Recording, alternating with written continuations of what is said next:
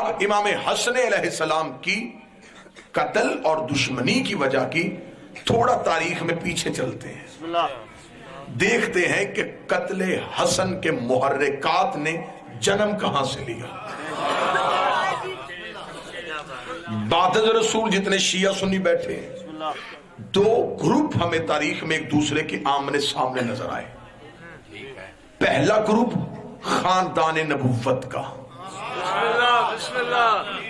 دوسرا گروپ دعوے داران محبت رسول کا۔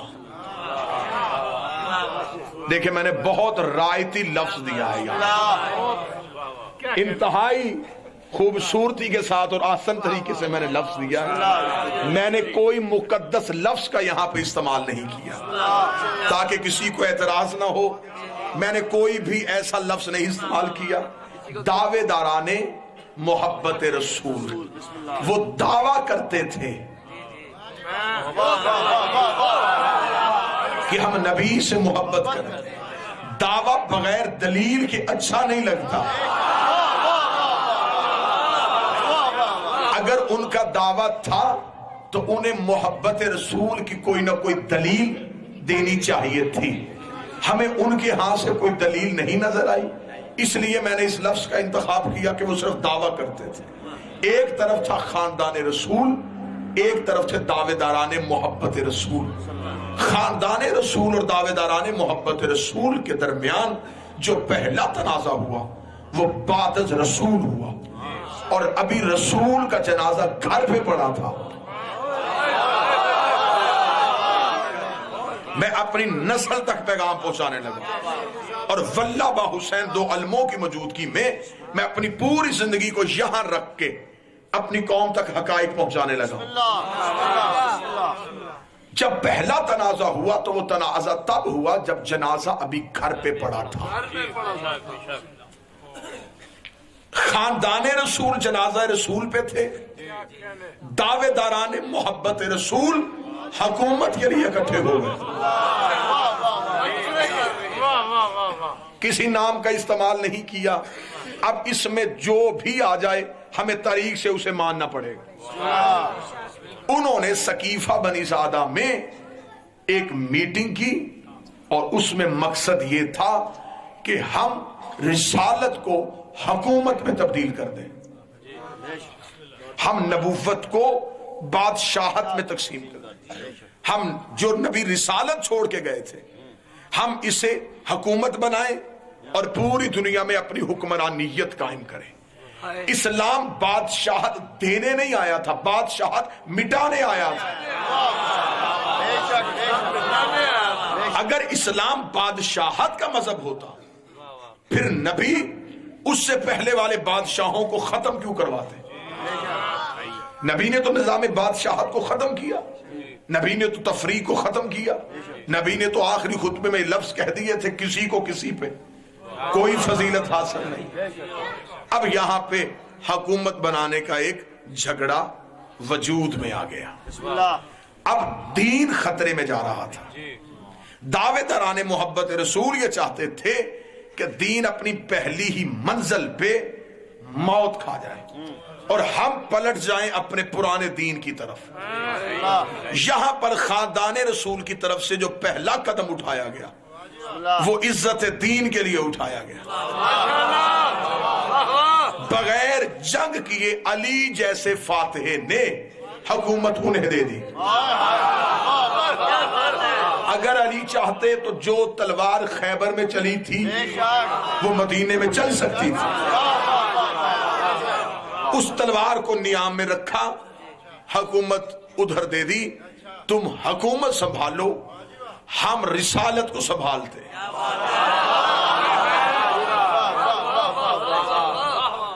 اب یہاں پہ مجھے اگر میں پھیلاؤں گا اس مضمون کو تو یہ مضمون اشروں میں چلا جائے گا۔ مجھے سمٹ کے آنا ہے امام حسن علیہ السلام کی طرف۔ اب یہاں پہ آ کے دعوے داران محبت رسول میں اور اولاد رسول کے درمیان مختلف تنازعات ہوتے رہے، جس میں پہلا تنازع حکومت وقت کا، دوسرا تنازع ایک پراپرٹی کا، ایک جاگیر کا جسے فدق کہتے ہیں۔ یہ دو تنازعات تھے. اب پے در پے حملے ہو رہے تھے مختلف ادوار میں اولاد رسول پہ. اب جب پہلے دو دور حکومت کے گزر گئے اور تیسرا دور آیا, یہ تیسرا دور میں نے اس لیے چنا, پہلے دو دور چھوڑے, تیسرا دور اس لیے چنا, تیسرے دور میں ہمیں قتل حسن کے محرکات ملتے ہیں. ہمیں پہلے دو دور جو تھے ان میں قتل علی کے محرکات نظر آتے تھے, ہمیں اس اگلے دور میں قتل امام حسن کے محرکات جو ہیں وہ نظر آ رہے تھے. اب یہاں پہ کیا ہوا, یہاں پہ ایک دو جنگیں ایسی ہوئیں جس پہ آ کے مسلمان کی تاریخ شرمندہ ہوئی. ایک جنگ کو کہتے ہیں جنگ جمل, ایک کو کہتے ہیں جنگ صفین. جنگ جمل میں جو علی کے مقابلے پہ لشکر کو لیڈ کیا وہ ایک زوجہ پیغمبر نے کیا. ٹھیک ہے, اب مجھے حقائق پہنچانے لہٰذا مجھے تھوڑا سنبھل کے چلنا چاہیے تاکہ میں حقائق پہنچا سکوں. اب یہ جو جنگ ہوئی, اس جنگ کی محرکات اور وجہ کیا بنی, اس جنگ کی وجوہات میں سے توجہ ایسا موضوع کو سامنے یہاں پہ آ کے جو وجہ بنی وہ وجہ یہ بنی کہ تیسرے دور میں ایک شخص کو مصر کا گورنر نافذ کیا جس کا نام تھا مروان, جس کے بارے میں خود نبی نے کہا تھا کہ انہیں مدینے سے نکالو اور جو بھی میرے بعد جانشین بنے وہ 10-10 فرسخ انہیں اور نکالتا جائے. اب تیسرے دور خلافت میں کیونکہ کچھ رشتہ داری تھی, انہیں صرف واپس مدینے نہیں بلایا گیا, مصر کا گورنر بنا دیا گیا. جب مصر کا گورنر بنا دیا گیا تو یہاں پہ تیسرے دور خلافت کے لیے 3 طرح کے گروپ اٹھے تیسری دور خلافت پہ تنقید کے لیے. پہلا گروپ اٹھا ازواج پیغمبر کا, خود نبی کی بیویوں کا. انہوں نے تیسری دور خلافت پہ شدید تنقید کی. اس تنقید کی وجہ یہ تھی کہ تیسری دور خلافت میں ازواج پیغمبر کا وظیفہ ختم کیا گیا تھا, کیونکہ اس سے پہلے 2 دوروں میں وظیفہ بڑھایا گیا تھا.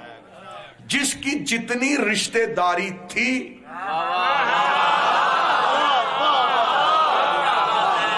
اس نے اس مد میں وظیفے کو بڑھایا.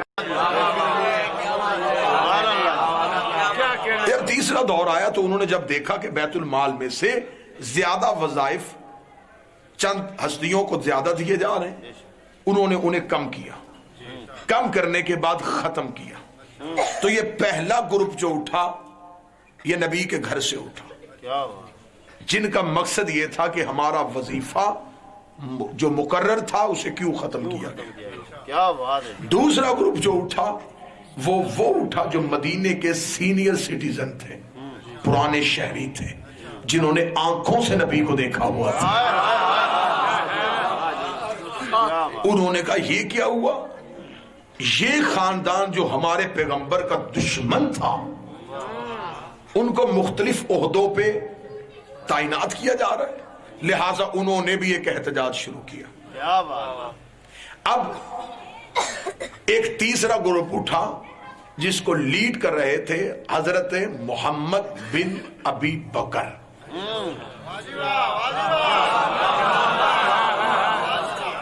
جن کے بارے میں خود امیر المومنین کا فرمان ہے, یہ صلب کسی اور کا ہے, بیٹا علی کا.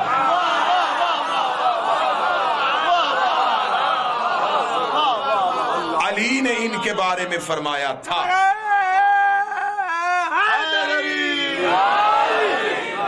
خود امیر المومنین نے ان کے بارے میں فرمایا تھا.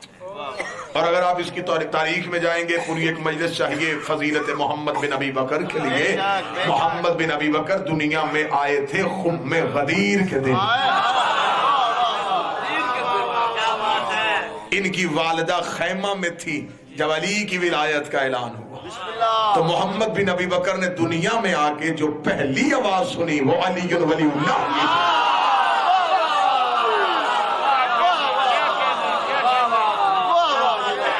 ان کی تربیت خود امیر المومنین نے کی. انہیں تلوار چلانے کا ہنر علی نے سکھایا. یہ علی کے لائق شاگردوں میں سے تھے. کون کہتا ہے شیعہ صحابہ کو نہیں مانتے؟ کون کہتا ہے کہ شیعہ شخصیات کے منکر ہیں؟ دیکھیں میں کتنے ادب اور احترام سے نام لے رہا ہوں، اور میری جان قربان علی کے اس صحابی پہ، اس عاشق پہ، اس محبت کرنے والے پہ جو صرف دعویٰ نہیں کر رہا تھا، دلیل بھی دے رہا. جب جناب محمد بن ابی بکر نے بھی احتجاج کیا تو ان کے ساتھ ایک پورا لشکر تھا. فوری طور پہ حکومت کی طرف سے ایک آرڈر فوری طور پہ جاری کر دیا گیا علی کو خوش کرنے کے لیے کہ یا علی آپ چاہتے ہیں کہ ہم اسے مصر کی گورنری سے ہٹائیں تو ہم ہٹا دیتے ہیں. فوری طور پہ ایک تحریر لکھی گئی. تحریر لکھ کے محمد بن ابی بکر کے حوالے کی. اس تحریر میں لکھا تھا کہ ہم تمہیں فوری طور پہ اس عہدے سے معزول کرتے ہیں.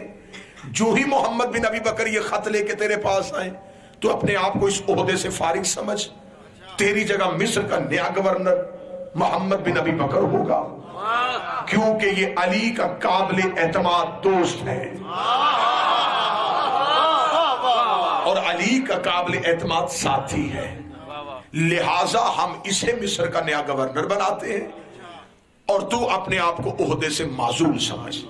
یہ خط محمد بن ابی بکر کے حوالے کیا گیا امیر المومنین کو خوش کرنے کے لیے کہ دیکھیں ہم جو حکومت اقدامات کر رہے ہیں اس میں ہم علی کو ترجیح دے رہے ہیں، علی کے فیصلے کو ترجیح دے رہے ہیں.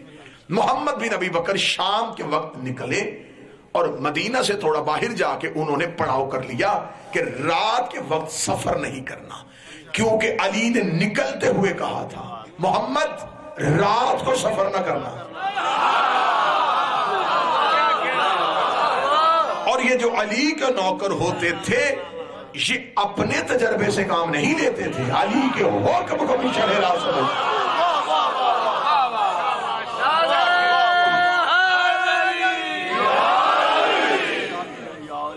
موضوع پسند ہے. انہوں نے فوراً کہا کہ شاید یقیناً علی نے جو کہا ہے اس میں کوئی نہ کوئی راز ہے. شام کے وقت نکلے اور ابھی مدینہ سے باہر ہی نکلے تھے کہ رات ہو گئی.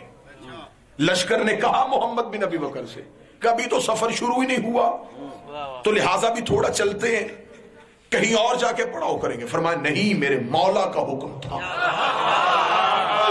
جہاں رات ہو جائے وہاں رک جاؤ، چاہے جو بھی ہو ہم یہیں پہ خیمے لگائیں. پڑاؤ لگ گیا، چراغ روشن ہو گئے، مشعلے روشن ہو گئے. محمد بن ابی بکر خیمہ میں عبادت الہی میں مشغول تھے. یا محمد بن ابی بکر کو خیمے میں بیٹھے تیز گھوڑے کے ٹاپوں کی آواز آئی. محمد بن ابی بکر فوراً اٹھے مصلے سے، اپنے ایک سپاہی کو بلا کے کہا جلدی کر مشعل روشن کر. مشعل روشن کی گئی. محمد بن بکر روشنی میں دیکھا کہ کوئی شخص نقاب پہنے ہوئے ہے اور وہ مدینے سے گھوڑے کو دوڑاتا ہوا آ رہا ہے. محمد بن ابی بکر نے فوراً اپنے ساتھی سے کہا اگر یہ شخص سفر کرنا چاہتا تھا اور رات کے وقت میں اسے پتا تھا کہ قافلے کا یہاں پڑاؤ ہے، اسے یہاں آنا چاہیے تھا اور ہمارے ساتھ سفر کرنا چاہیے.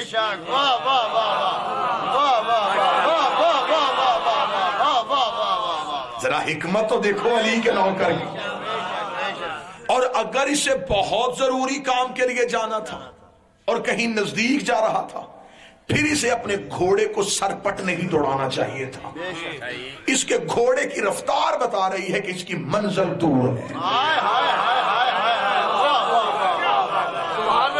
اور اس کا ہمارے پڑاؤ سے علیحدہ ہو کے گزرنا اس بات کی دلیل ہے کہ اس میں کوئی سازش ہے.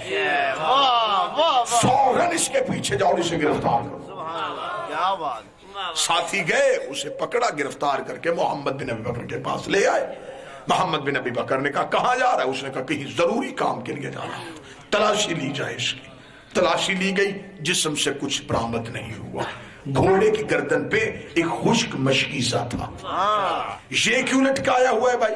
یہ رستے میں پانی کے لیے ہے۔ اس میں کیا ہے؟ کچھ بھی نہیں ہے۔ محمد نے کہا اسے چا کیا جائے۔ تلوار سے مشکیزے کے سینے کو چا کیا گیا، اندر سے ایک شیشے کی بوتل نکلی جو سیل بند تھی۔ فرمایا اسے توڑو۔ توڑا گیا تو اندر سے خط نکلا۔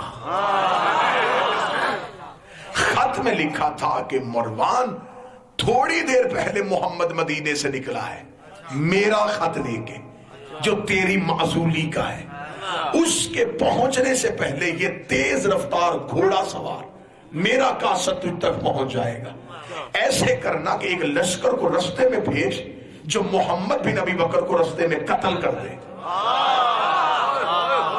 اور اس کی لاش کو جنگل میں پھینک دینا تاکہ اس کے قتل کی وجہ بیان نہ ہو سکے، اور اپنے آپ کو اسی عہدے پہ رکھنا۔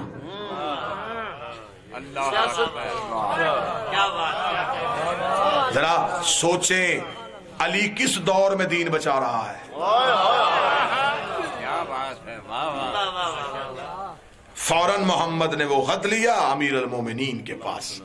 ابھی دروازہ امیر پہ محمد آ کر رکے تھے، یہ اندر سے علی کی آواز آئی۔ اب سمجھا کہ کیوں کہا تھا رات کو سفر نہ کرنا۔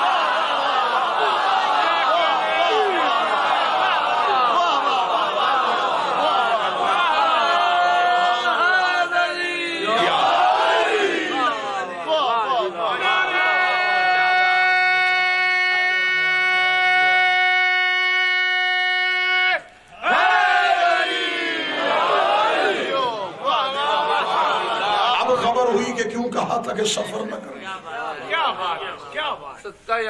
یا علی آپ کی عزت کے صدقے، لیکن یہ کیا؟ علی نے فرمایا وہ خط مجھے دے۔ تاریخ لکھتی ہے کہ علی جب گھر سے نکلے تو مولا علی اتنے جلال میں تھے کہ علی کی عبائے مبارک زمین پہ خط کر رہی تھی۔ علی جب جلال میں مدینے میں چلتے تھے تو مدینے کی در و دیوار کانپتے تھے۔ رات کے پہر میں علی دربار میں پہنچے۔ بلاؤ اپنے حاکم کو۔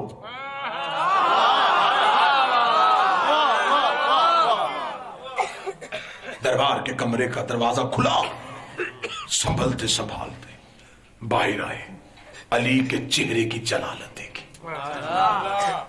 یا علی کیا ہوا؟ علی نے یوں گریبان سے اس قاصد کو پکڑا ہوا تھا، یوں امیر نے سامنے کر دیا، یہ قاصد تیرا ہے؟ نہیں یا علی یہ میرا قاصد تو نہیں ہے۔ علی نے اپنی ابا کی جیب سے خط نکالا، فرمایا بتا یہ چمڑا دربار کا ہے؟ کیونکہ اس دور میں جو سرکاری خط ہوتا تھا وہ زرد رنگ کے چمڑے پہ ہوتا تھا۔ زرد رنگ کا چمڑا جو ہوتا تھا وہ مخصوص تھا کہ اس پہ کوئی آفیشل آرڈر ہے، گورنمنٹ کی طرف سے آرڈر ہے۔ زرد چمڑا عام لوگ لکھنے کے لیے استعمال نہیں کرتے تھے۔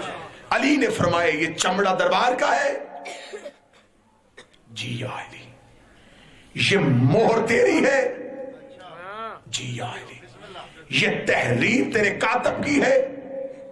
جی یا علی۔ چمڑا دربار کا ہے، تحریر کاتب کی ہے، مہر تیری ہے، قاصد تیرا نہیں۔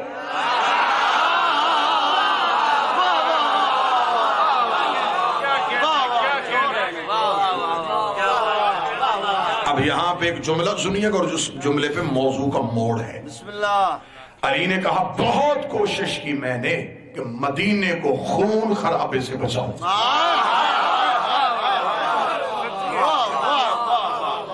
لیکن اب میں کب تک مسلمانوں کو روکوں؟ حد سے زیادہ بڑھ گئی ہے تمہاری سازشیں، اب علی تمہیں نہیں بچا سکتا۔ اس جملے میں بڑی حکمت تھی، اب علی تمہیں نہیں بچا سکتا۔ یہ کہہ کے علی دربار سے نکل گئے۔ اور مدینے میں ایک شورش برپا ہو گئی، محاصرہ ہو گیا اور انہیں گھر میں بند کر دیا گیا۔ رات کے پہر میں انہوں نے دیوار کے ساتھ آ کے کھڑے ہو کے کہا کوئی علی کو جا کے بتائے کہ میں بھوکا ہوں، کوئی علی کو خبر دے کہ میں پیاسا ہوں۔ تھوڑی دیر کے بعد دو سائے گلیوں میں آئے، محاصرہ کرنے والوں کو کہا رستہ چھوڑو، محمد کے بیٹے آ رہے ہیں۔ حسن اور حسین، ایک کے ہاتھ میں کھانا، دوسرے کے ہاتھ میں پانی۔ دروازے پہ جا کر باپے نے کھانا اور پانی بھیجا ہے، ہم حکومت والے نہیں، ہم سخی ہیں۔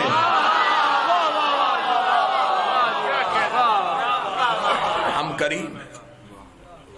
لصاحبان علم و معرفت، اسی اثناء میں تیسری دور حکومت کا قتل ہو گیا۔ اس قتل کو آڑ بنا کے ایک لشکر اٹھا جنہوں نے ان کا کرتا خون سے بھرا ہوا، انگلیاں بلند کی اور قتل کا بدلہ لینے کے لیے ایک لشکر سازی کی۔ یہ پہلی جنگ ہے اسلام میں جو بدلے کے بدلے میں ہوئی ہے۔ اب جب طلحہ اور زبیر محرکات میں شامل تھے اور چاہتے تھے کہ اس قتل کو جواز بنا کے امیر المومنین کا قتل کیا جا سکے، اور ایک شخصیت کو ایک اونٹنی پہ سوار کیا گیا اور لے کے چل پڑے۔ مقام حواب پہ جا کے کتے بھونکے، انہوں نے پوچھا یہ کون سا مقام ہے؟ پوچھا گیا کیوں؟ انہوں نے کہا مجھے نبی کی حدیث یاد ہے۔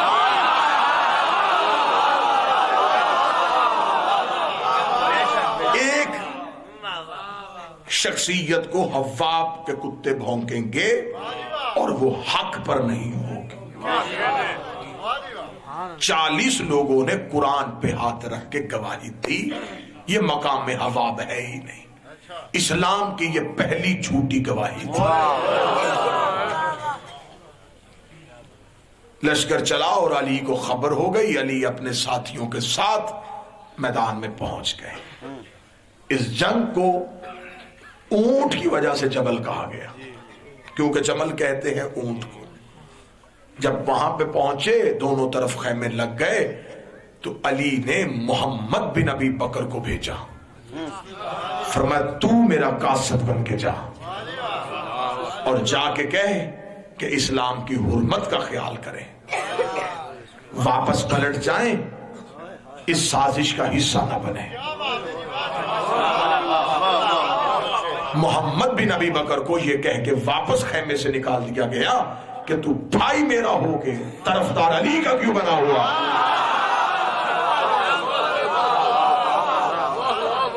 اگلا جملہ محمد بن ابی بکر کی قبر پہ سلام کرنے کے لیے شیعہ قوم کے لیے کافی ہے۔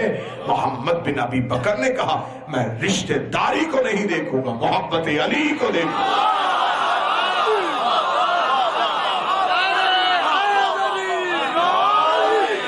اس لیے کہ علی حق پر ہے۔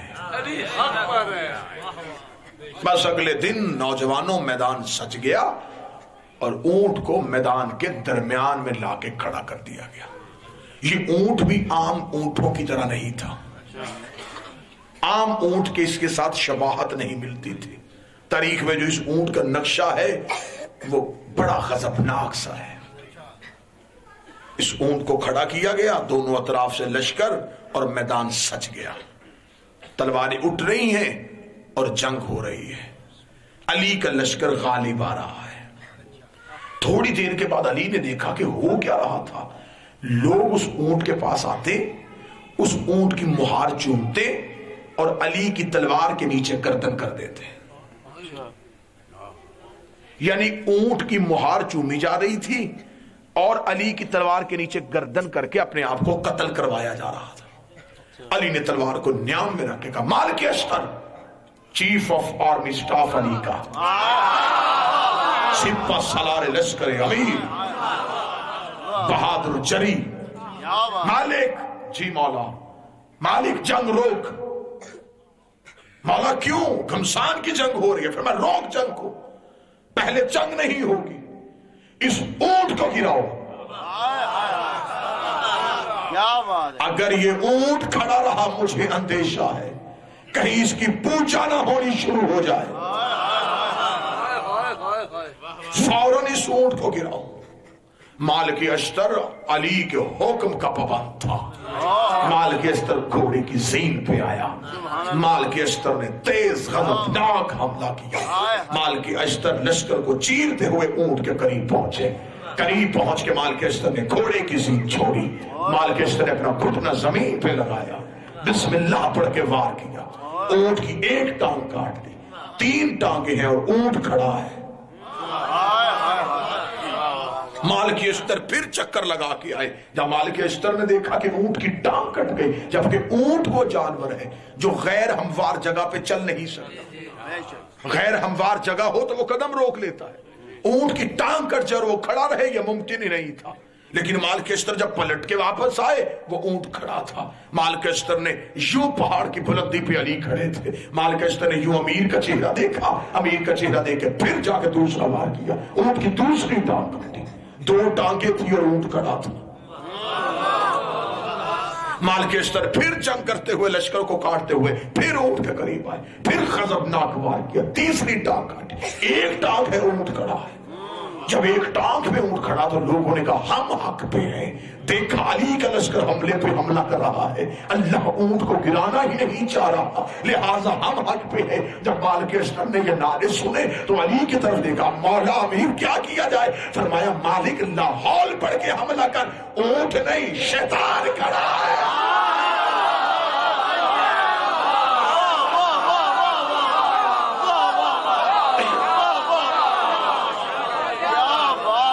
یہ اونٹ نہیں یہ شیطان کھڑا ہے بس مالک اشتر نے لاحول پڑھ کے حملہ کیا اونٹ کی تیسری ٹانگ چوتھی ٹانگ کٹی چوتھی ٹانگ کا کٹنا تھا جو جہاں جہاں لڑ رہا تھا اس نے وہیں پہ اونٹ کو دیکھنا شروع کر دیا کہ کیا ہونے لگا قیامت آ گئی اب یہ ہودج اب یہ ہماری گرے گی یہ توہین ہونے لگی ہے اب یہ کیا ہوگا ابھی اونٹ گر رہا تھا ہودج زمین پہ آ رہا تھا یا علی کی کمر کے پیچھے سے ایک نقاب پوش اتنی تیزی سے نکلا جیسے بادلوں کو چیر کے بجلی نکلتی بڑھتے ہوئے جلدی سے گزرتا ہودج کے قریب سے آیا گزرتے ہوئے ہودج کے اندر سے ہاتھ ڈال کے انہیں اٹھا کے اونٹ گھوڑے پہ سوار کیا اپنے گھوڑے کو چڑھا دیا انہیں صدا دی بے حرمتی کر کے یا علی غیر مرد میرے پاس بھیج دیا نقاب اٹھا کر خاموش غیر مرد نہیں تیرا بھائی محمد بھی ابھی بکر آیا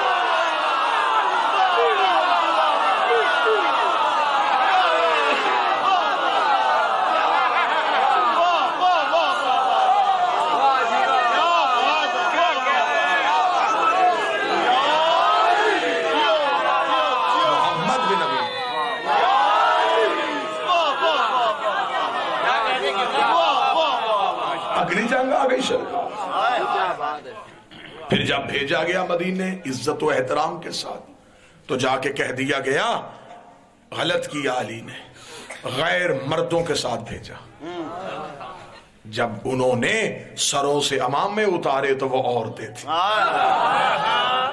فرمایا غیرت کا مالک ہے علی عزتوں کا محافظ ہے یہاں ایک جملہ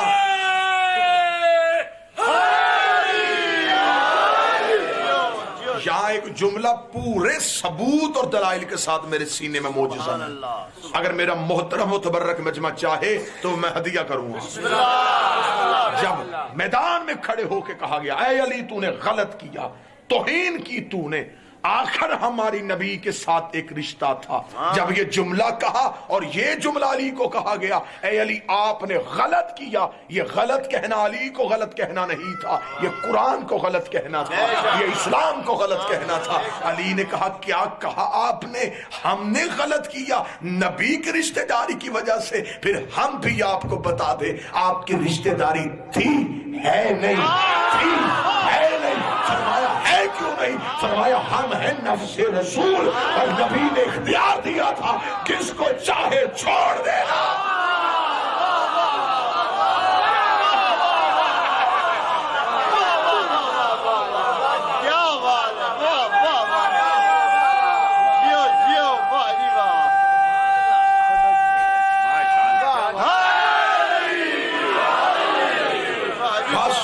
جنگ کے اختتام پہ دوسری ایک جنگ کی شام سے تیاری ہوئی، اور وہ تیاری ہوئی یزید کے گھر کی طرف سے۔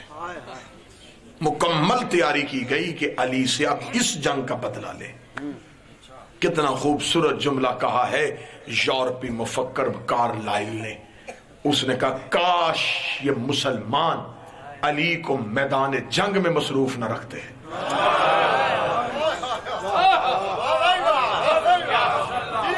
تو علی علم کی اتنی دنیایں تخلیق کر جاتا کہ قیامت تک کے لیے کسی کو ریسرچ کی ضرورت ہی نہ پڑتی۔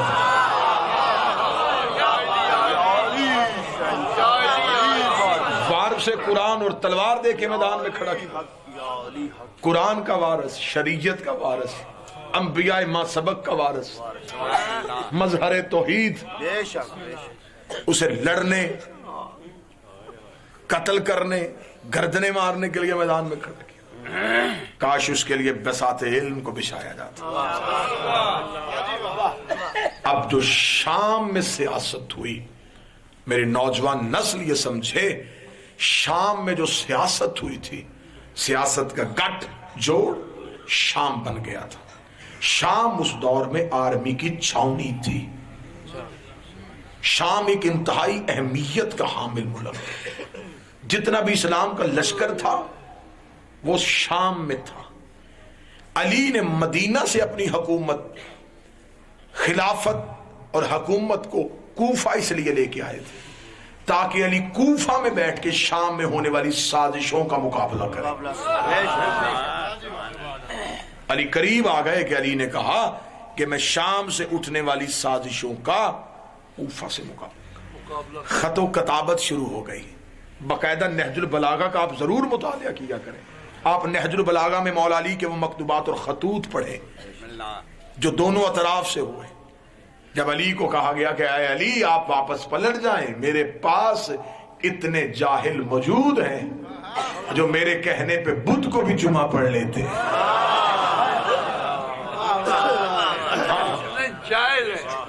یہ سچ اور یہ حقیقت ہے، یہ اسلام کی میں تاریخ حقائق آپ کے سامنے۔ خدا کی قسم اتنی بدبودار ہے مسلمانوں کی تاریخ، بے شک بے شک، شرم آتی ہے کسی غیر مسلم کے سامنے پڑھتے ہوئے۔ بے شک بے شک۔ میں آپ کو ہسٹری کا ایک واقعہ سنا دوں کہ شام میں اسلام کی کیا حالت تھی، شام کیا بن گیا تھا اسلام کے لیے، کیوں ضرورت محسوس ہوئی تھی امام حسن علیہ السلام کو یہ کام کرنے کی، شام میں اسلام کا کیا حالت اور کیا درگت بنائی جا رہی تھی۔ لے سنیے گا، ایک شخص مدینے کا اسلام پہنچا، شام پہنچا تو وہ تجارت کی غرض سے گیا۔ وہ جب گیا تو اس نے دیکھا کہ مسجد سے اذان کی آواز ہے، اللہ اکبر اللہ اکبر، اشہد ان لا الہ الا اللہ، اشہد ان لا الہ، یشہد ان محمد رسول اللہ، یعنی کہ میں گواہی دیتا ہوں اللہ ایک ہے، یہ گواہی دیتے ہیں کہ محمد اللہ کا رسول ہے۔ وہ شخص پریشان ہو گیا، اس نے کہا ہے اذان نبی کی اور شام میں بدلی ہوئی ہے۔ وہ جلدی سے مسجد کی طرف دوڑا تاکہ مؤذن سے جا کے پوچھے کہ تو نے یہ اذان کیوں دی۔ میں تاریخ آپ کے سامنے پڑھ رہا ہوں، اس منبر سے ہسٹری اس لیے نہیں پڑھی گئی کہ وہ ہسٹری اس لائق ہی نہیں ہے کہ اسے پاکیزہ منبر پہ پڑھا جائے، لیکن آپ کتب بینی، آپ مطالعہ کریں تاکہ آپ کو پتا چلے کہ آل محمد کو کس دور کے کن مشکلات کا سامنا ہو۔ تو جو ہے صاحبہ، جب وہ پہنچا تو مؤذن اذان دے چکا تھا اور نماز ہو رہی تھی، اور جو پیش نماز پڑھا رہا تھا اس کا ایک ٹانگ مصلے پہ تھی، ایک مصلے سے نیچے تھی، اور وہ نماز پڑھا رہا تھا۔ وہ شخص پریشان ہو گیا کہ اذان بھی بدل گئی، طریقہ نماز بھی بدل گیا۔ وہ دوڑا، اس نے کہا میں جا کے قاضی شرعی کے پاس جاتا ہوں، اسے جا کے شکایت کرتا ہوں کہ تمہارے شام میں غلط اذان اور غلط نماز پڑھائی جا رہی. جب وہ پہنچا تو اس نے دیکھا جو جج تھا، قاضی اسلام میں جج کو کہتے، جسٹس کو کہتے. جب وہ پہنچا تو قاضی کی حالت کیا تھی، تاریخ میں پوری ذمہ داری کے ساتھ تاریخ پڑھ رہا ہوں. جب وہ پہنچا تو اس کے سامنے قاضی کے قرآن کھلا ہوا ہے اور ساتھ شراب کا جام پڑا ہوا ہے، اور وہ شراب کا جام پی کے کہتا ہے کہ میں قسم دیتا ہوں یہ شراب ہے. اس شخص نے سر پکڑ لیا، یا مولا یہ کیا، عزت قرآن، عزت نماز، عزت اسلام کہاں چلا گیا؟ اس نے کسی سے پوچھا یہاں پہ سب سے بڑا مفتی کون ہے، میں فتویٰ لوں کہ شام میں کفر ہے.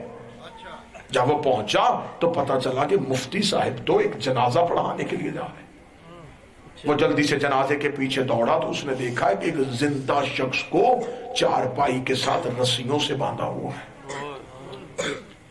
اسے قبرستان میں لے جا کے دفن کر دیا گیا جنازہ پڑھانے کے بعد. ابھی مفتی قبرستان سے نہ نکلا یا اس شخص نے یوں ہاتھ پکڑا، اس نے کہا رک یہیں پہ، اتنا نا انصافی اسلام کے ساتھ، کون سا دین ہے تمہارا؟ اس نے کہا مدینے والے محمد کا. کون سے مدینے والے محمد کی بات کرتے ہو؟ تمہاری اذان سنی غلط، تمہاری نماز دیکھی غلط، تمہارا قاضی شرعی حرام کر رہا تھا اور تو زندہ کا جنازہ پڑھا کے آیا. اب دیکھنا کتنے جاہل اور کتنے سازشی عناصر شام میں رہتے تھے. اس نے کہا رک، کون سے دین کی تو بات کرتا ہے؟ ہاں میں تجھے دلیل دوں. ہماری مسجد کا مؤذن جو تھا وہ آج چھٹی پہ تھا. ہم نے اپنے محلے کے ایک عیسائی سے اذان دلوائی تھی آج، اور وہ عیسائی کہہ رہا تھا کہ میں کہتا ہوں اللہ ایک ہے، یہ کہتے ہیں کہ محمد اللہ کا رسول. یہ کہتے ہیں. جو نماز پڑھا رہا تھا اس کی وجہ یہ تھی کہ وقت نماز ہو گیا اور اسے جلدی سے بلایا گیا.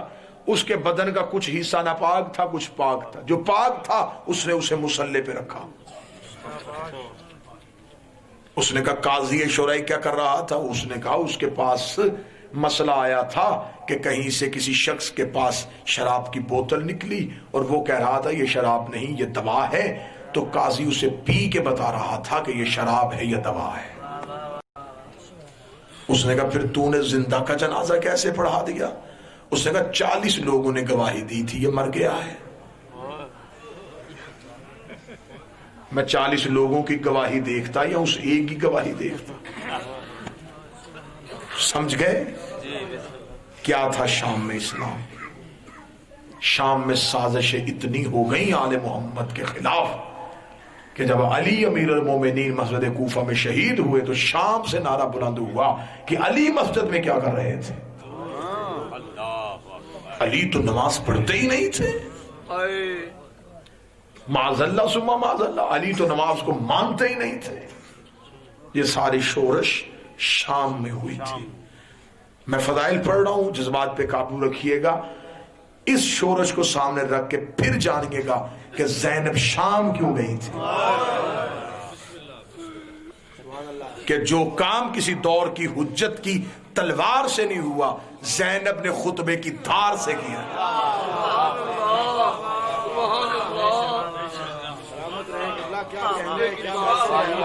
میں دلیل دینے لگا ہوں، میں انوکھے طریقے سے اور سیدہ سے عطا مانگ کے گفتگو کرنے کا عادی ہوں. بی بی زینب شام میں کس کی جرت تھی وہ علی کی بیٹی کو مجبور کر کے بٹھاتا؟ مرضی سے بیٹھی اس لیے تھی. اس ٹائم تک نہیں اٹھی جب تک شام کی دیواروں سے بغض آل محمد کے دھبوں کو نہیں توڑ دیا.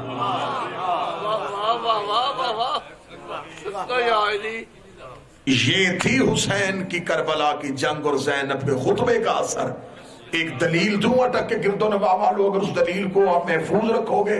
میں دلیل دیتا ہوں، یہ کربلا کا اور زینب کے خطبے کا اثر تھا کہ یزید نے شام میں بیٹھ کے امام حسین سے مدینے میں بیعت مانگ لی تھی. حسین بیعت کیجئے ورنہ میں قتل کروا دوں گا. امام مدینے میں بیٹھے تھے، اس نے شام میں بیٹھ کے بیعت کی. حسین نے کربلا میں دین کو اتنا مضبوط کر دیا اور علی کی بیٹی نے دین کو اتنا سہارا دے دیا تھا کہ اس نے مدینے میں حسین سے بیعت مانگی. پورا سال سید الساجدین اس کے قید خانے میں بیٹھے رہے، اس نے سجاد سے بیعت کیوں نہیں مانگی؟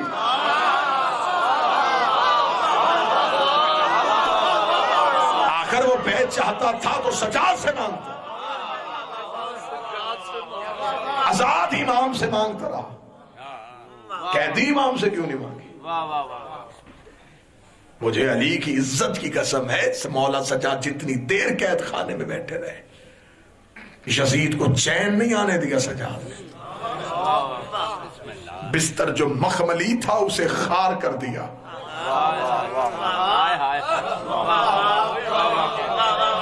جو ادب کے رموز کو سمجھتی، بستر جو مخملی تھا اسے خار کر دیا، سونا فرعون شام کا دشوار کر دیا، نیند اس کی باندھ کے زنجیر پا کے ساتھ سجاد نے یزید کو بیمار کر دیا۔ سجاد نے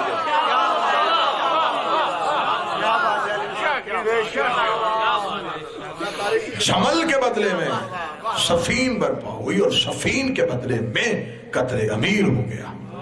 جب قتل امیر ہوا تو اب اٹھا وقت کا دوسرا علی۔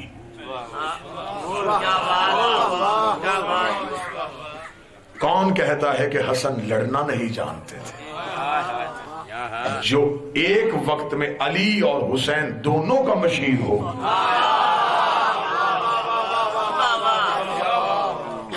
یہ حسن کا مشورہ تھا جو کربلا ہوئی، یہ بات یاد میں رکھیے۔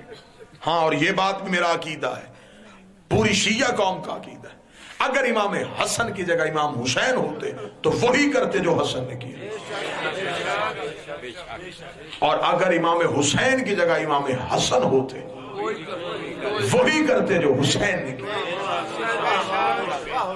امامت دور کو سامنے دیکھ کے چلتی ہے۔ یزید کھل کے سامنے آیا تھا، اس لیے حسین کھل کے سامنے آیا۔ یزید کا باپ چھپ کے سامنے آیا تھا، اس لیے حسن نے تلوار کی بجائے قلم اٹھا کے مار دی۔ 7 شرطیں رکھی ہیں میرے مولا نے، 7 شرطیں، 7 شرطوں میں حکومت کو کھوکھلا کر دیا، اتنا کھوکھلا کر دیا، اتنا کھوکھلا کر دیا کہ اس کے چاہنے والے بھی اسے نہیں چاہتے تھے، اس کے ماننے والے بھی اسے نہیں مانتے تھے۔ امام نے پہلی شرط رکھی، قرآن و سنت پہ عمل کرے گا۔ رات میں نے گفتگو میں اٹک پڑھتے ہوئے 2 شرطیں پڑھی، اگلی سنو۔ امام نے کہا قرآن و سنت پہ عمل کرے گا۔ امام نے دوسری شرط رکھی، آج کے بعد حاکم شام دینی معاملات میں دخل نہیں دے گا۔ شرط سنیے گا جوانوں، شرط سنیے گا۔ اب مجھے بتاؤ، یہ شرائط صرف دیکھ کے بتاؤ، امام حسن حکومت بچا رہے تھے یا دین بچا رہے تھے؟ امام نے فرمایا آج کے بعد تو دینی معاملات میں دخل نہیں کرے گا، اور ہم تیرے حکومتی معاملات میں دخل نہیں کریں گے۔ تو جاہلوں پہ حکومت کر، دین پہ تبدیلی نہیں کرے گا۔ اس لیے اس نے اپنے بدبخت بیٹے کو وصیت میں لکھا تھا کہ جیسے میں ہاشمیوں کے ساتھ ایگریمنٹ کر کے حکومت کرتا رہا، ایسے ہی تو کر لینا، کوشش کرنا شریعت کو نہ چھیڑنا، ورنہ پھر ان کی تلوار نہیں رکتی۔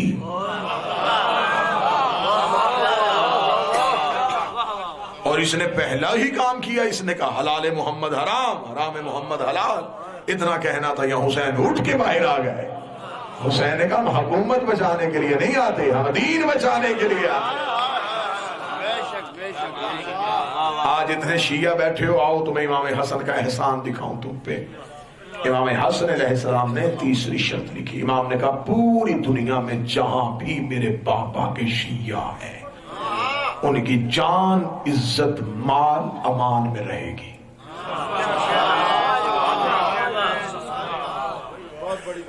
احسان آج کی رات تو شکریہ ادا کرے نا امام حسن کا، جس نے حکومت اپنے نوکروں کی جوتی سے مار کے پھینک دی۔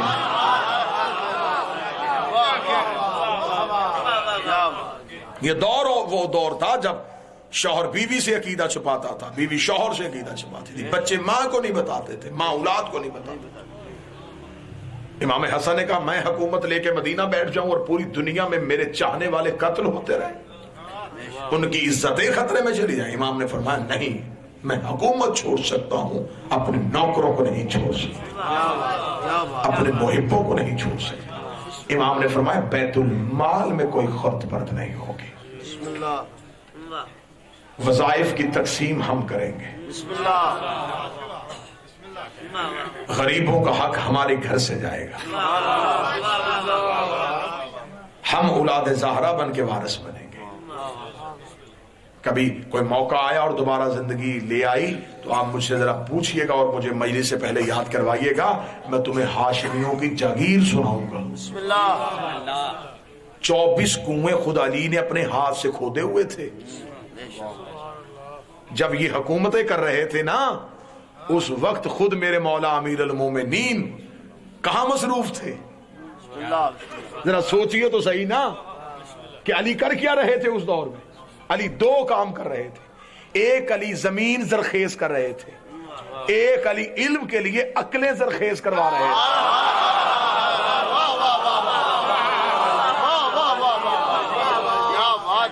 جب علی کے دروازے پہ بیعت کے مطالبے کے لیے آئے تو علی کا ایک جملہ تو کتابوں میں ملتا ہے طرفین کی، علی کو جب بلایا گیا تو بی بی فضہ نے کہا کہ علی قرآن جمع کرنے میں مصروف ہے۔ اس جملے میں بڑا راز تھا، اس گھر کی کنیز بھی بولے تو معرفت سے بولتی ہے۔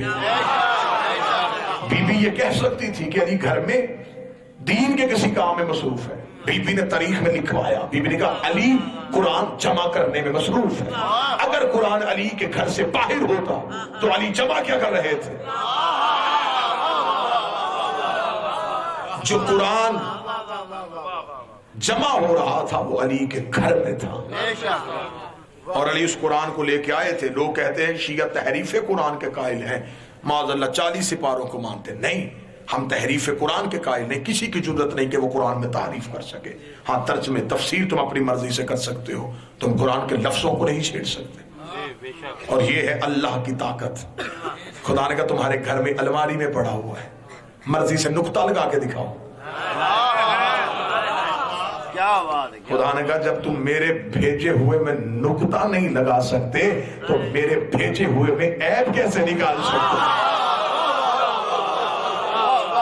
تمہارے گھر میں پڑا ہے نا، اختیار میں ہے نا تمہارے، تو نکالو اس میں۔ خود امیر المومنین کہا کہ میں قرآن جمع کرنے میں مصروف، بس میں ختم کر رہا ہوں، قرآن جمع کرنے میں مصروف ہوں۔ قرآن جمع کرنے کا مصروف بتانے کا مقصد یہ تھا کہ علی گھر میں قرآن جمع کر رہے تھے، پورا قرآن علی کے گھر میں تھا، اور علی اس قرآن کو لے کے دربار میں آئے تھے۔ علی نے فرمایا یہ قرآن نافذ کرو، یہ تنزیل کے مطابق ہے۔ آج جو قرآن ہمارے گھروں میں ہے یہ ترتیب نزولی کے لحاظ سے نہیں، سب سے پہلے اقرا باسم میں آئی تھی، وہ درمیان میں ہے، جو سب سے آخر میں آئی تھی وہ 26ویں پارے میں۔ تو اس کا مطلب ہے کہ قرآن ترتیب نزولی کے لحاظ سے ہے ہی نہیں۔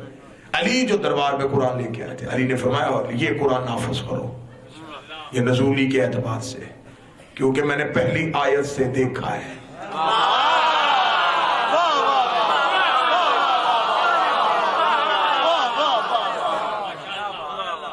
تم بعد میں آئے تھے، تمہیں پچھلی آیتوں کا اندازہ نہیں، اور نہ ہی یہ تمہارے گھر میں اترا تھا۔ میں لے کے آیا ہوں۔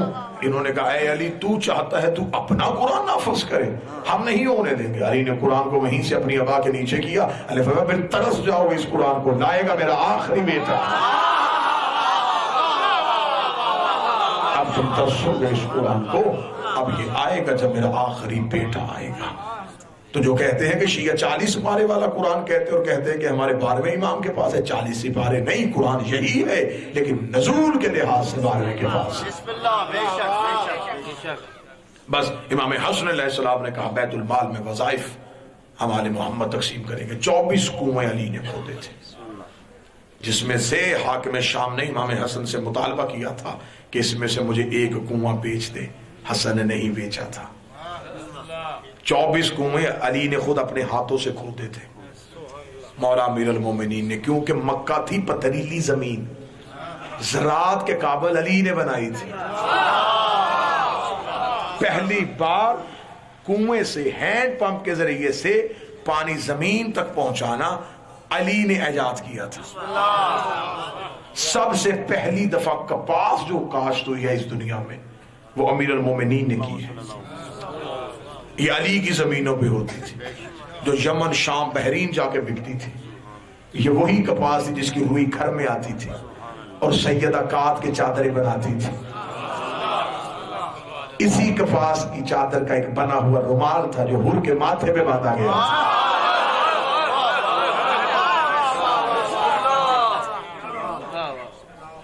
اور مولا نے ایک اپنا فارم ہاؤس بنا لیا تھا مدینے کے بعد جسے کہتے تھے یمپو.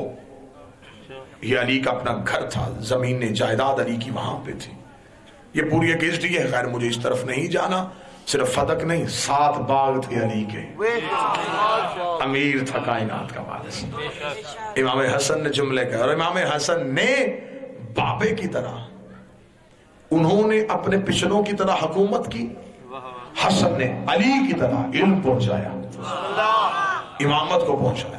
امام حسن علیہ السلام کھڑے تھے شام کے باغ میں, یا قریب سے گزر ہوا حاکم شام کا. اس نے کھڑے ہوئے حسن کو دیکھا, اس نے حسن کو دیکھا, کہا علی کا بیٹا کھڑا ہے. ہاں حسن کھڑا ہو. اس نے کہا میں نے سنا تیرا باپ سلونی کے دعوے کرتا ہے, تو بھی سلونی کے دعوے کرتا ہے. امام حسن نے مسکرا کہا تجھے نہیں پتا, ہم چہرے بدلتے ہیں, دعوے نہیں بدلتے. دعوے نہیں بدلتے. جو دعویٰ پہلا کرے وہ آخری تک ہوتا ہے, جو پہلا کرے وہ آخری تک رہے گا. دعویٰ میرا بھی سلونی کا ہے. اس نے کہا کہ تیرا دعویٰ بھی سلونی کا ہے, تو بھی جانتا ہے جیسے تیرا بابا علی جانتا تھا. فرمایا بے شک میں بھی جانتا ہوں. اس نے کہا پھر میں امتحاناً پوچھ سکتا ہوں, مجھے بتا اس کھجور میں کتنی کھجوریں لگی. امام حسن نے دیکھے بغیر کا 3313. اسے میں کھجوریں اتارو, گنو. کھجوریں گنی گئی, 3313 تھی. اسے کہا اچھا تو میرے میں غیب جانتے, تو نے غیب سے جان کے بتایا 3313. امام نے کہا نہ میں نے غیب سے دیکھا, نہ میں نے غیب سے جانا, نہ میں نے دیکھا. میں نے کہا 3313 یہ ہو گئی.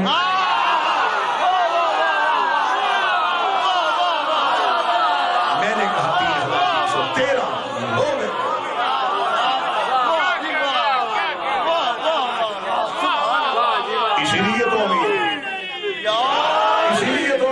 نے کہا شرم نہیں آتی, تو عورت ہو کے مردوں میں آ گئی. کیونکہ اس وقت میں میرے مولا فرما رہے تھے ہم چاہیں مشرق کو مغرب کر دیں, مغرب کو مشرق کر دیں. یہ اٹھا تھا, اس نے اٹھ کے کہا تھا اے حسن ابن علی, وہ کہتا کیوں ہے جو کر نہیں سکتا. حسن کے چہرے پہ جلال تھا, فرمایا شرم نہیں آتی, عورت ہو کے تو مردوں میں کھڑی ہے.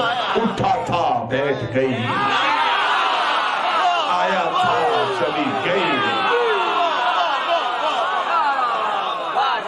کتابوں میں تو میں نے یہاں تک پڑھا ہے کہ باقاعدہ شادی ہوئی تھی, 4 یہاں بچوں کو جنم بھی دیا تھا. ایک دن دریا کے کنارے میں پانی بھرنے کے لیے آئی, ابھی تک تو آئی کہوں گا نا, پانی بھرنے کے لیے آئی.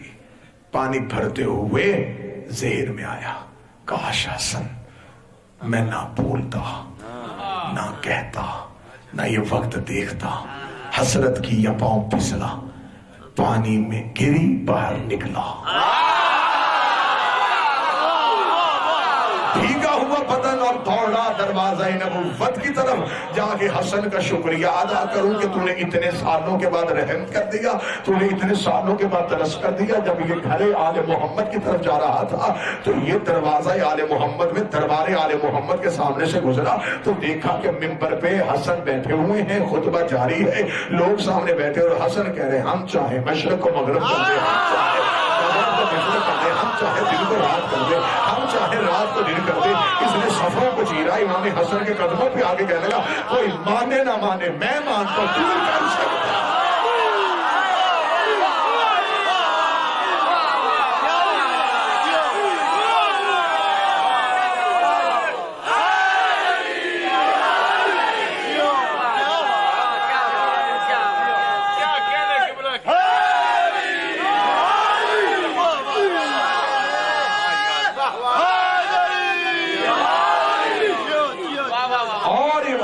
حسن کا اعلان ہوا تھا جب ابو سمسام کو حسن نے اونٹوں کی کتار دی تھی.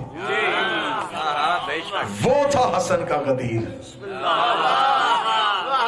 کہ علی موجود تھے, لیکن حسن سے کہا تو چا, اس لیے کہ زمانے کو پتا چلے کہ آنے والی حجت کون سی. آنے والا امام کون سا ہے؟ اور امام حسن نے ابو سمسام کو اونٹوں کی کتار نکالا، اس نے پیچھے مڑ کے دیکھا، اس نے کہا اونٹ پورے ہو گئے۔ امام نے کہا غلطی کی تو نے گننے میں، اگر تو نہ گنتا تو چلتا رہتا، یہ نکلتے رہتے، کیونکہ ہم صرف کہتے ہیں، روتے نہیں ہیں، ہم دے دیتے ہیں۔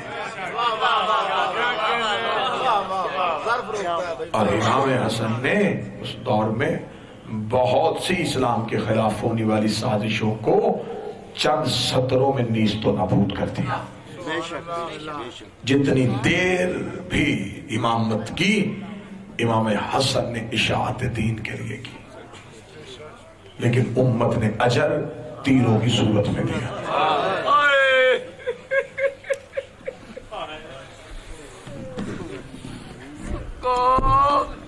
اجر بڑا عجیب تھا۔ یہ لائٹ اگر ہو سکے تو بند کر دیجئے گا سر، یہ بڑا عجیب سا اجر تھا جو حسن کو تیروں کی صورت میں ملا۔ یہ کائنات کا پہلا جنازہ ہے جو گھر سے جا کے واپس گھر آیا۔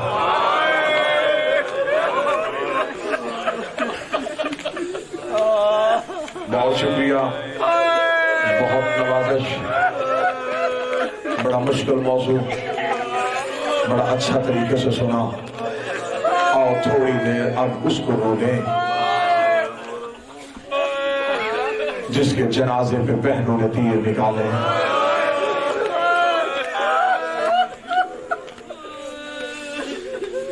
جتنے میرے سنی بھائی بیٹھے ہو، یہ ہے نبی کے بیٹے حسن کا جنازہ، امام مسموم کا ماتم، نبی کے شریف بیٹے کا جنازہ۔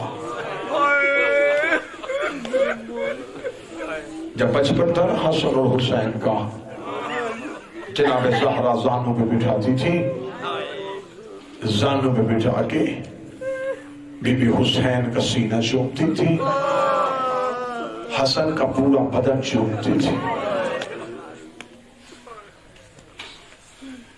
اور کئی دفعہ مصلی پہ بیٹھ کے روتی۔ شہزادی فضہ کی آواز ہے، بی بی کون سی چیز ہے جو ہمارے گھر میں نہیں؟ ایک وقت میں تیرے گھر میں 3 امامتیں پل رہی ہیں، تیرا شوہر امام، تیرے بیٹے امام، تیرا بابا نبیوں کا سردار، تو کائنات کی سیدۃ النساء، عباس جیسا جری تیرے گھر میں آئے گا۔ بی بی قرآن تیری تطہیر کی قسمیں دیتا ہے، بی بی دروازے پہ تیرے اجازتیں مانگی جاتی ہے، روزانہ فرشتے درود پڑھنے کے لیے آتے ہیں۔ بی بی تیرا گھر تو کائنات کا سب سے بڑا گھر ہے، مصلی پہ بیٹھ کے کیوں روتی ہے محمد کی بیٹی؟ آواز فضہ میرے سامنے آ، میں تجھے اپنا درد بتاؤں۔ بی بی فضہ کی آواز ہے، بی بی آج کنیز کو درد بتا۔ فرمایا ذرا بستر سے میرے حسن اور حسین کو اٹھا کے لا۔ دونوں شہزادوں کو لا کے ماں نے ایک زانوں پہ حسن بٹھایا، دوسرے زانوں پہ حسین بٹھا کے کہا فضہ میں جتنی بھی امیر ہوں مجھے یہ بتا ماں کو بیٹے پیارے ہوتے ہیں یا نہیں ہوتے؟ ہاں بی بی ہوتے ہیں۔ فرمایا تجھے رونے کی وجہ بتاؤں؟ یہ کہہ کے دونوں بیٹوں کے ہاتھ پکڑ کے کھڑے کیے، رو کے کہتی ایک کے جنازے پہ تیر، دوسرے کا تیروں پہ جنازہ۔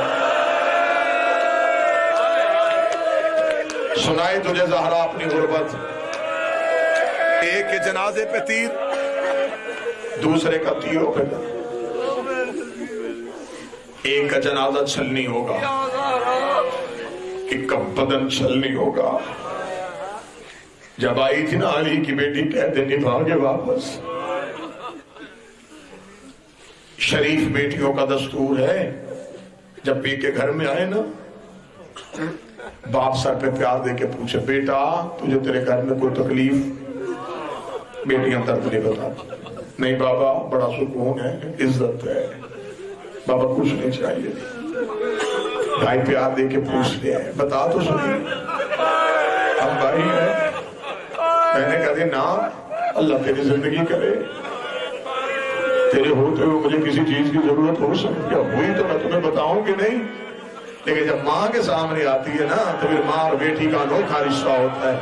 پھر ماں کے گلے میں بائیں ڈال لیتی ہے، رو کے کہتی ہے اماں بابا پوچھتا رہا میں نہیں بولی، بھائی پوچھتا رہا میں نہیں بولی، اماں مجھے اس گھر میں یہ بھی درد ہے، اماں مجھے اس گھر میں یہ بھی تکلیف ہے، تو رو نہ رو تیری اپنی مرضی ہے، رکھ میرے سر پہ قرآن۔ علی کی بیٹی قبر محمد پہ آئی چپ رہی ہے، قبر حسن پہ آئی چپ رہی ہے، جب زہرا کی قبر پہ نظر پڑی ہے پھر زینب قبر فاطمہ پہ گر گئی، رو کے کہتی اٹھ میری ماں زہرا، قبر سے باہر نکل، میں تجھے رسیوں کے نشان دکھ۔ اماں تیری زینب اجڑ کے آ گئی۔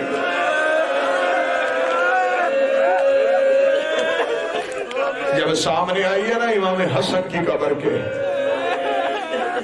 حسن کی قبر پہ آ کے گری، رو کے کہتے حسن تیری قربانی کا شکریہ، تیری قربانی کا شکریہ۔ حسن کی قبر کانپ گئی، آواز زینب میرے قاسم نے وفا کی ہے۔ حسن کی قبر پہ ماتھا مار کے کہتی ایسی وفا کی ہے، ہر لاش اٹھ کے آئی ہے، یہ سمٹ کے آئی ہے، ہر لاش جڑ کے آئی ہے، یہ کٹ کے آئی ہے۔ بعض سادات و غیر سادات جب اس ملعونہ نے زہر دیا تھا میرے مولا کو، میرے بادشاہ نے ایک نظر دودھ کے پیالے کو دیکھا، ایک نظر اس ملعونہ کو دیکھ کے امام کی آواز ہے جودا میں تیرا اچھا امام نہیں، کہنے لگی نہیں کائنات کا عظیم امام ہے۔ اگلا جملہ جنہوں نے مسلح پر ہونا جن کی چھوٹی اولادیں ہیں، جب اس نے کہا نا تو کائنات کا عظیم امام ہے، امام رو کے کہتے پھر جودا میرا قاسم کیوں یتیم کرتی ہے، میرا قاسم ابھی چھوٹا ہے، میرا قاسم یتیم نہ کر۔ زہر مل گئی، زہر کیا تھی، شام سے آئی تھی، نہ غلط پڑھوں نبی کی بیٹی کا مجرم بنوں، زہر حلال۔ کتاب کہتی ہے اتنی سخت یہ زہر تھی، تفسیر پوری لکھی، ایک پورا باب ہے اس زہر کی شدت پہ، میں ایک سطر پڑھوں گا اور وہ بھی ڈر کے چھپا کے۔ مومن کا دل بڑا نازک ہوتا ہے، تمہارا دل دکھ نہ جائے، ایک صرف سنا دیتا ہوں۔ جو امام حسن کو زہر دی گئی، کہتے وہ زہر اتنی سخت تھی یہ دودھ دینے والے جانور کے سینگ کو لگائی جائے وہ خون دینا شروع کر دے۔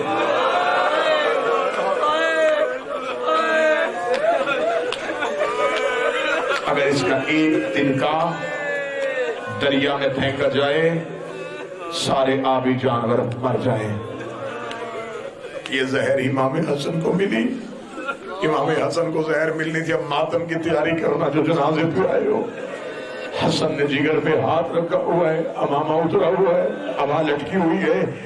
حسن جوتا کے گھر سے نکل کے سیدھے قبر محمد پہ آئے، قبر محمد پہ گر کے کہتے ہیں نانا تیرے حسن کو بڑی تکلیف ہے، نانا ایک بار قبر سے اٹھ، نانا اپنے حسن کو سینے سے لگا، نانا تیرے حسن کا جگر پھٹ رہا ہے، نانا میری اولاد بڑی چھوٹی ہے، نانا تیری امت نے مجھے زہر دے دیا ہے۔ قبر محمد سے اٹھا، رو کے کہنے لگا نانا اگر کل میں تیری قبر پہ آؤں مجھے پہلو میں سونے کی جگہ دے دینا۔ قبر محمد سے آواز آئی آ جانا، کوئی دفنانے دے تو ہو جانا۔ ادھر سے حسن اٹھے یا بقیے سے زہرا کی آواز آئی نانے کی منتیں نہ کر، کل کو سیدھا ماں کے پاس آ جانا۔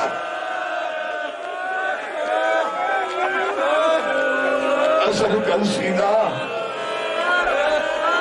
ماں کے پاس آ جانا،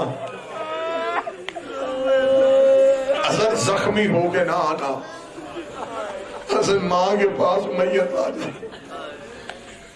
سادات و غیر سادات جب اٹھایا نا محمد کے بیٹوں نے بھائی کا جنازہ، کون سا گھر ہے جس گھر نے موت نہیں دیکھی؟ جب جنازہ پڑا ہوتا ہے مستورات اٹھانے کے لیے مرد دروازے کے اندر آتے ہیں، آگے آگے کوئی بزرگ ہوتا ہے، وہ جوانوں کو روکتا بھی رکنا، وہ کہتے کیوں؟ کہتا ابھی نہیں، ابھی لاش میں بیٹی بیٹھی ہوئی ہے،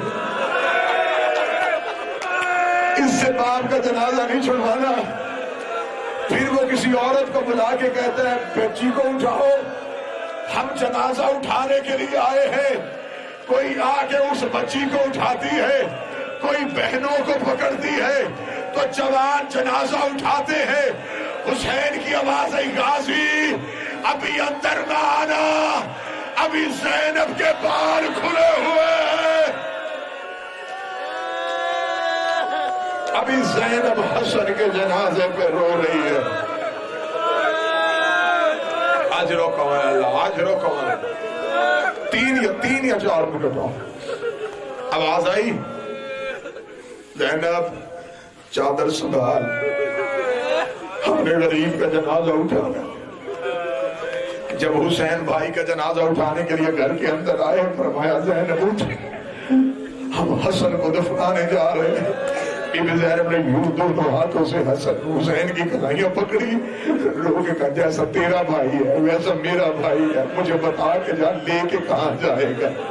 جب کہا لے کے کہاں جائے گا؟ فرمایا قبر محمد پہ۔ زینب کی آواز آئی نہ لے کے جانا، انہوں نے ماں کو حق نہیں دیا تھا، انہوں نے بابے کو ممبر نہیں دیا تھا، مجھے ڈر ہے کہیں میرے حسن کے جنازے کی بے حرمتی نہ ہو جائے، اور سیدھا ماں کے پاس لے جانا۔ حسین اگر یہ دفنانے دیتے تو یہ ماں کی قبر بھی قبر محمد کے پاس بند دے دیتے، وہ جو اکلوتی بقیہ میں سو رہی ہے۔ بھائیوں نے جنازہ اٹھایا، بہنوں نے مشکل سے جنازہ چھوڑا، جنازہ زہرا کی حویلی سے باہر آیا، مدینے کے بازار میں جنازہ آیا۔ اس جملے اگر آپ سمجھ گئے تو پوری رات رونے کے لیے کافی ہے۔ حسین بھائی کا جنازہ لے کے بازار میں آیا، کمینے بے غیرت مسلمان سامنے آ کے کھڑے ہو کے کہتے ہیں حسین کیا ہے؟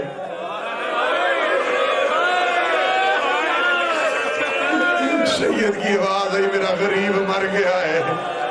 انہوں نے کہا کہاں لے کے جا رہا ہے؟ فرمایا قبر محمد پہ۔ ایک کمینہ آگے بڑھ کے کہنے لگا قبر محمد تم سیدوں کی جگیر نہیں ہے۔ اتنا جملہ کہنا تھا یا ایک عورت نے اشارہ کر دیا، 300 تیر کمانوں پہ آ گیا، تیروں کا کمانوں پہ آ رہا تھا۔ حسین کی آواز آئی غازی جنازہ روک، غازی تیر آ رہے ہیں۔ عباس تیروں کے آگے آ گیا، فرمایا تیر مارنے ہو کربلا آ جانا، وہاں روکنے والا کوئی نہیں ہوگا۔ یوں حسن کے جنازے پہ غازی کھڑا تھا۔ بس ماتمیوں مجھے معاف کر دینا، 70 تیر حسن کے جنازے پہ لگے۔ عباس اپنی حویلی کی جانب دوڑا۔ کتابیں لکھتی ہے جب عباس دوڑتا تھا مدینے کی گلیاں کانپتی تھی۔ زینب تڑپ کے اٹھ کے کھڑی ہوئی، رو کے کہتی کلثوم دعا کر جنازے کو خیر ہو، میرا غازی واپس آ رہا ہے۔ زینب دروازے پہ آئی، عباس قریب آیا، بی بی کی آواز آئی عباس رک، مجھے بتا کیا ہوا ہے؟ عباس نے امامہ اتارا، زینب کے قدموں میں پھینکا، رو کے دم میرے جنازے پہ تیر لگ گئے، اور مجھے میری تلوار دے، میں ان سے جا کے پوچھوں اور میرے مرے کا قصور کیا تھا۔ ایک سطر پڑھنے دینا۔ بی بی ہو سکتا ہے ہم میں سے آخری کسی کی مجلس، یہ جو آج جنازہ آئے گا نا، اس کے سب سے آگے وہ آتا ہے جسے پورا سال روتے ہو۔ اس جنازے کی آگے کربلا کا غریب حسین آ رہا ہے، کاندھا دیکھ کے عباس آ رہا ہے۔ بی بی زینب نے یوں عباس کے سینے پہ ہاتھ رکھے، رکھے گا غازی لڑنا نہیں، غازی جنگ نہیں کرنی، عباس ہم نے مدینے میں نہیں لڑنا. عباس کی آواز ہے جنازے پہ تیر لگ رہے ہیں. بی بی زینب نے غازی کو چھوڑا, بی بی نے مڑ کے دیکھا, حسین زخمی جنازہ لے کے اندر آ گئے. آواز آئی زینب حجرہ کھول, اور میرا حسن پھر زخمی ہو گیا. زینب کے حجرے میں بھائی کا جنازہ آیا. زینب نے ایک دفعہ یوں جنازہ دیکھا, ایک دفعہ حسین کو دیکھا, پھر جنازہ دیکھا, پھر حسین کو دیکھا. علی کی بیٹی کی آواز آئی, حسین کفن بدلوں؟ آپ زینب کفن بدل. بی بی کی آواز ہے جو کفن کے ٹکڑے جنت سے آئے تھے وہ 5 تھے. ایک نانا لے گیا, ایک ماں لے گئی, ایک بابا لے گیا, ایک میں نے ابھی حسن کو پہنا دیا. اب ایک ٹکڑا امانت ہے وہ تیری ہے. حسین تیرے حصے کا کفن پڑا ہے. اتنا کہنا تھا, غریب نے بہن کے گلے میں باہیں ڈالی. لوگ کا میرے حصے کا کفن لا, میں اپنے غریب کو پہناؤں. فرمایا تو کیا پہنے گا؟ فرمایا مجھے کفن کی ضرورت نہیں ہے, میں بغیر کفن کے چلا جاؤں گا.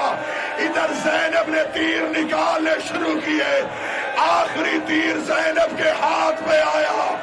آواز آئی, نانا گھر آ کے دیکھ, تیرے امیر کا جنازہ تیروں پہ اٹھ کے آ گیا. آ گیا مسموم کا جنازہ, محمد کے بیٹے کا جنازہ, تیروں والا جنازہ.